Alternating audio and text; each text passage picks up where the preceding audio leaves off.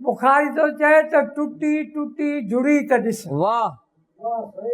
टुटी टुटी जुड़ी त ॾिस, ज़िंदगी ॾे मुड़ी त ॾिस, हज़ार लख किरोड़ छॾ, वाह। वो बणजी कॾहिं ॿुड़ी त ॾिस, विढ़ण में छाहे रखियो, वो अना छॾे मुड़ी त ॾिस, वो अना छॾे मुड़ी त ॾिस। न तुंहिंजा थियासूं न पंहिंजा थियासूं। बुखारी थो चए त न तुंहिंजा थियासूं न पंहिंजा थियासूं, अकेला हुआसूं अकेला रहियासूं। इबादत जो जॾहिं दिलि में ख़्यालु आयो, इबादत जो जॾहिं दिलि में ख़्यालु आयो, वठी नाव तुंहिंजो मथे हथु खयासीं, अकेला हुआसीं अकेला रहियासीं, न तुंहिंजा थियासीं न पंहिंजा थियासीं। असां जूं निगाहूं तव्हां में हुयूं, असां जूं निगाहूं तव्हां में हुयूं, पर तव्हां जे नज़रनि में काथे हुआसीं, अकेला हुआसीं अकेला रहियासीं, न तुंहिंजा थियासीं न पंहिंजा थियासीं। एॾो उदास छो बुखारी रही थो, एॾो उदास छो बुखारी रही थो, असां त तुंहिंजी रज़ा ते राज़ी रहियासीं, अकेला हुआसीं अकेला रहियासीं, न तुंहिंजा थियासीं न पंहिंजा थियासीं।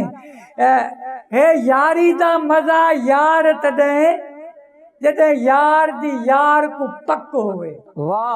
हे यारी दा मज़ा यार तॾहिं जॾहिं यार दी यार को पक होवे, कस कसर दी ॻाल्हि नहीं, नुक़सान भले चा लख होवे, ॿिया कुझु नहीं मंगदा उस्ताद बुखारी, रुगा देखण वाली अख होवे, रुगा देखण वाली अख होवे। वाह फकीर साईं वाह। जे तंग होवी साडी ज़ात कनू, जे तंग होवी साडी ज़ात कनू, दे साफ डसा तेरी जान छुटे, तेकू प्यार कितम तेरा मुजरम हाँ, दे सख्त सजा तेरी जान छुटे।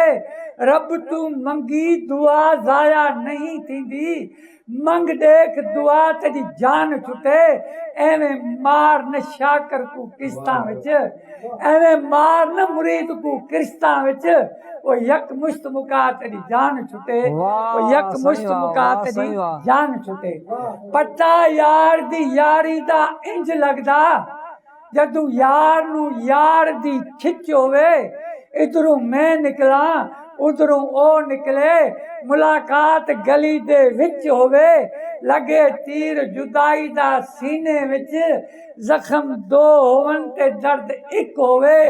गुलाम फरीदा यारी दा मजा तद आंदा, जदू लाशा दो होवन ते कबर एक होवे।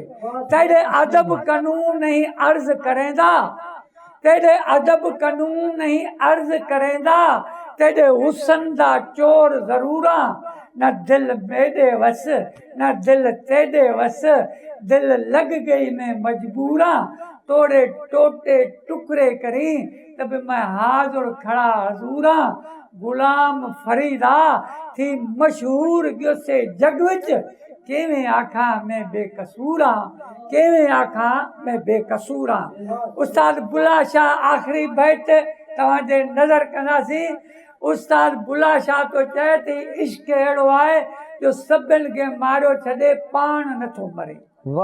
ए इश्क नहीं मरीला, जिथां फेरा पाई गया तख्ता चाई गया, जे घर अंदर दाखिल थिया ओदा ताक वलाई गया तख्ता चाई गया।